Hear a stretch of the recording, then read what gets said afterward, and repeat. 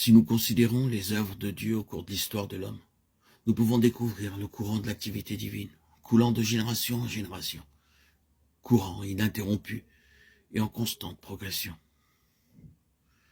Il y a quelque temps, j'étais profondément impressionné alors que je méditais sur des écrits de Wesley. Dieu a fait une œuvre tellement grande par le moyen de cet instrument qu'il est peu probable qu'elle puisse être égalée aujourd'hui. Cependant, un fait est certain, Dieu a progressé depuis l'époque de Wesley. Le courant de l'esprit va toujours de l'avant. Le courant de l'esprit va toujours de l'avant. Le courant spirituel est un courant qui s'élève et qui progresse. Il y a un principe que nous devons bien considérer. Si dans votre génération vous répondez aux exigences de Dieu, vous serez porté en avant dans le courant de son dessein.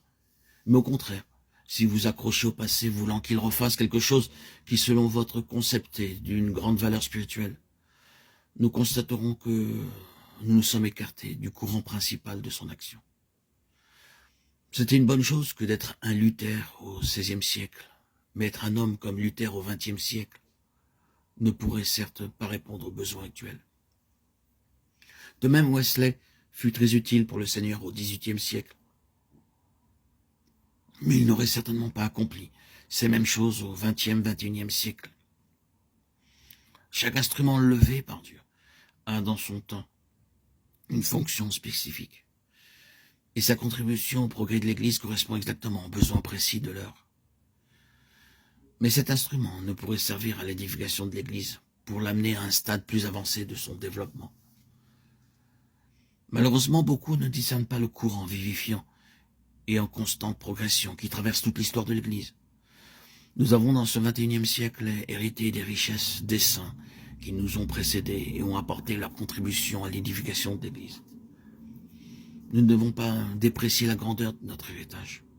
Et nous ne pourrons jamais assez remercier le Seigneur pour ses acquis. Cependant, si nous essayons d'être aujourd'hui un Luther ou un Wesley, nous allons vers un échec complet. Nous serons en dessous du dessein de Dieu à l'égard de notre génération.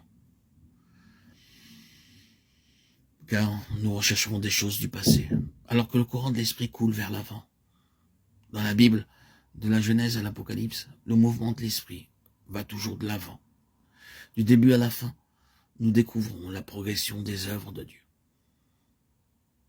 Un jour, un frère me demanda la signification de l'épître aux Hébreux. Je lui ai demandé s'il avait remarqué des différences importantes entre ce livre et le livre des Actes. Dans le livre des Actes, la progression de l'activité divine se voit clairement, mais même à travers l'épître aux Hébreux, la révélation progresse. Elle fait un pas de plus vers la manifestation du dessein de Dieu. La progression spirituelle dans le livre des Actes est manifeste et la manière d'avancer de l'esprit suit le programme clairement défini dans le premier chapitre. À Jérusalem, dans toute la Judée, dans la Samarie et jusqu'aux extrémités de la terre. Acte 1, 8. Depuis la Judée, le courant s'écoule vers la Samarie, mais cependant, en parvenant en Samarie, il n'a pas stagné. Il a coulé vers Rome, car il avait pour limite l'extrémité de la terre. Bien que nous puissions voir la progression régulière du dessein divin à travers le livre des Actes, cependant, à la fin de ce livre, nous constatons que le concept de chrétien n'avait pas été entièrement clarifié. Mais lorsque nous lisons la lettre aux Hébreux, nous voyons que le chrétien avait émergé d'un stade transitoire et que le nouveau concept avait été parfaitement intégré. Dans les Actes, nous y voyons des juifs chrétiens. Ils se réunissent avec d'autres chrétiens hors du temple. Toutefois, ils vont encore au temple. Mais dans le livre aux Hébreux, nous constatons qu'il n'est plus fait mention d'un juif chrétien, mais simplement d'un chrétien tout court. Et qu'il ne se réunit plus désormais qu'à certains moments dans le temple. Il y a d'autres moments hors du temple. Ce qu'il pouvait faire lorsque l'Esprit avait été tout récemment répandu à Jérusalem. Il ne pouvait plus le faire.